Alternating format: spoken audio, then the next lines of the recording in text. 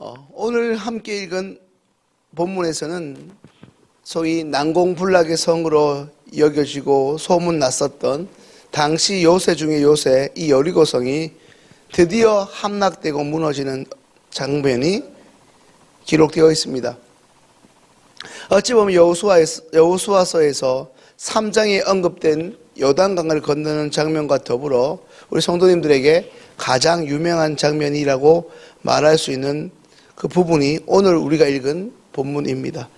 여리고성이 어떻게 무너졌습니까? 그것은 성도님들 이미 잘 알고 계신 것처럼 가나안 땅의 정복을 위해 완전 무장한 이스라엘의 군대가 하루에 한 번 6일간 여리고성 주변을 돌다가 오늘 함께 읽은 것처럼 마지막 날 7일째에는 7바퀴 돌았으므로 도합 13바퀴를 돈 셈입니다. 물론 여기서 13바퀴가 어떤 특별한 의미를 가지는 것은 사실 전혀 아닙니다.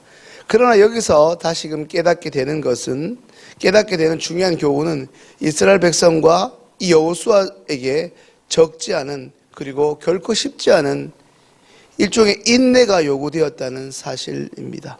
하나님의 명령으로 시작된 하나님의 일이긴 하지만 하나님의 방법으로 여리고를 점령하고 승리하기 위해서는 하나님이 정하신 때까지 참고 기다리는 인내가 반드시 필요하다는 것을 오늘 우리에게 주어진 이 본문을 통해 다시금 확인하게 됩니다.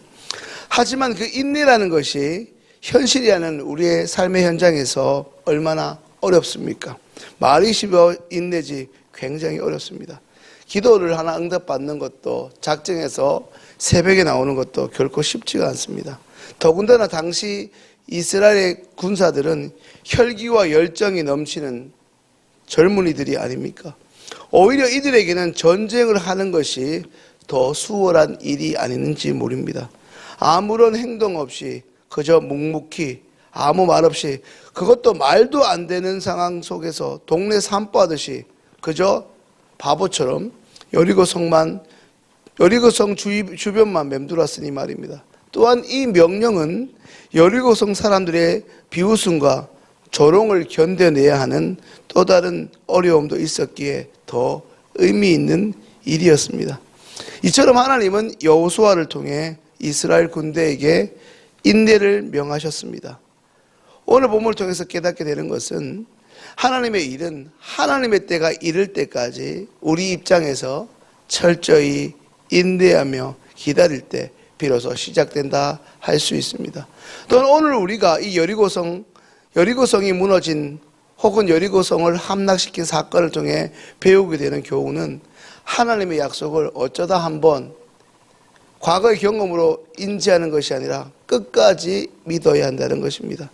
성도님들께서 이미 잘 알고 계신 것처럼 여리고성은 서서히 무너진 것이 결코 아닙니다.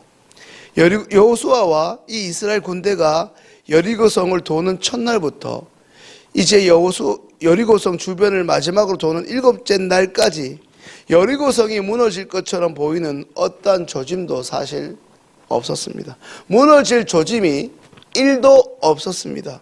마지막 순간까지 이스라엘 백성들은 눈에 아무 증거도 보이지 않는 상황 속에서 오직 믿음 하나만 가지고 나아가야 했습니다. 누구나 처음 얼마 동안은 몰라도 끝까지 하나님만 믿고 기다리기만 하는 것이 참 어렵습니다. 얼마나 많은 기도들이, 얼마나 많은 위대한 일들이 마지막 1분 혹은 마지막 고비를 넘기지 못하고 포기했기 때문에 무산되는 것들이 우리의 삶 가운데도 결코 적지 않았을 것입니다. 언뜻 보면 너무나 쉬운 하루에 한 바퀴 같지만 매일 꾸준히 하루에 한 바퀴, 그리고 마지막에는 6바퀴를 돌아야 되는 결코 쉽지 않은 명령이었습니다. 이것은 하나님의 약속을 믿음으로 끝까지 붙잡았기 때문에 가능한 일입니다.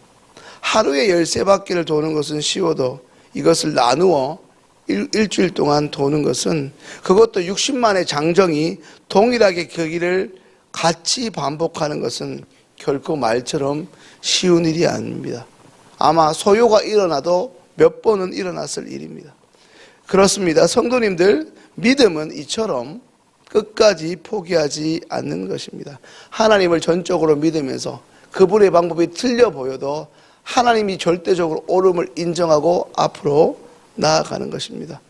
야구를 좋아하십니까? 야구는 이제 아웃 하나를 남긴 99% 끝난 상황 같은 9회 말 투아웃이라고, 투아웃부터라고 하지 않습니까? 하나님께서 너의 인생이 끝이 아니라 말씀하시면 아직 우리 삶 가운데 그 어떤 것도 끝이 나지 않았다 믿는 것입니다. 그것을 오늘 본문을 통해 살펴보게 됩니다. 끝까지 포기하지 않고 우리에게 주어진 믿음의 경주를 해나갈 때 비로소 완전한 승리가 우리에게 주어지는 것입니다. 여리고성 사건을 통해 우리는 하나님이 요구하시는 작전과 소위 전쟁에 관한 전략이 우리에게 도무지 이해되지 않더라도 결코 불평하거나 원망해서는 하나님이 허락하신 그 승리를 취할 수 없게 됨을 깨닫게 됩니다. 그런 의미에서 우리는 하나님의 약속을 여전히 신뢰하면서 포기하지 않고 오늘도 믿음의 전진을 해나가야 합니다.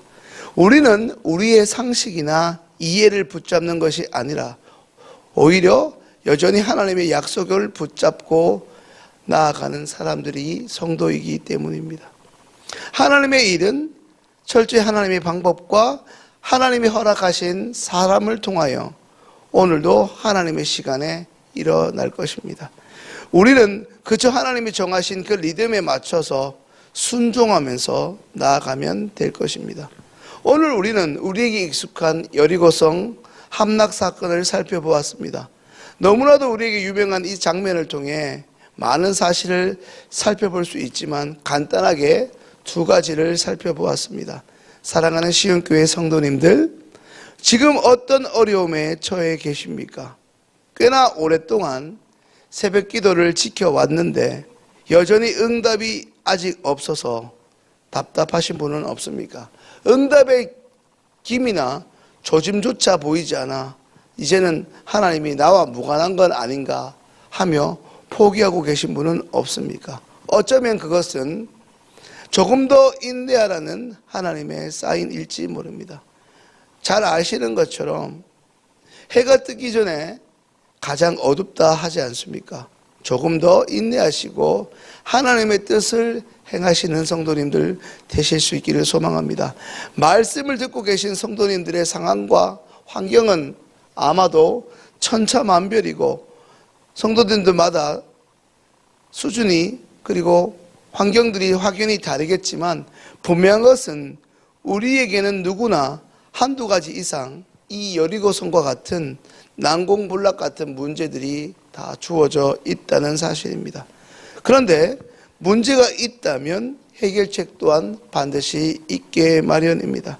적어도 전지전능하신 우리 하나님께서 성도님들 한 분 한 분에게 삶 가운데 그 문제를 허락하셨다면 하나님께서 그 문제를 풀 수 있는 답도 가지고 계신 분임을 믿으셔야 합니다. 반드시 성도님들의 삶 가운데 이 여리고성과 같은 난공불락의 문제가 이제 무너지고 해결될 것입니다. 그러니 끝까지 그 믿음을 가지고 하나님의 말씀을 붙잡으시기 바랍니다. 열정은 오늘 한번 열심히 하고 마는 것이 아니라 기복 없이 꾸준하게 여전히 하나님을 신뢰함으로 바라보면서 성실하게 오늘도 우리에게 주어진 일들을 감당해내는 것입니다. 그렇게 될 때 우리의 삶의 연장에서도 오늘 이 여리고성의 기적이, 여리고성이 무너진 것 같은 이 일이 우리의 삶 가운데서도 눈에 보이는 것처럼 손으로 만지는 그 기적이 우리의 일상에도 이루어지게 될 것입니다. 이런 기적 같은 일을 한두 번이 아니라 수시로 경험하는 간증의 주인공들, 오늘 이 새벽에 하나님 앞에 예배드리는 성도님들 다 되실 수 있기를 주님의 이름으로 축원합니다. 이제 주신 말씀을 붙들고 기도합니다.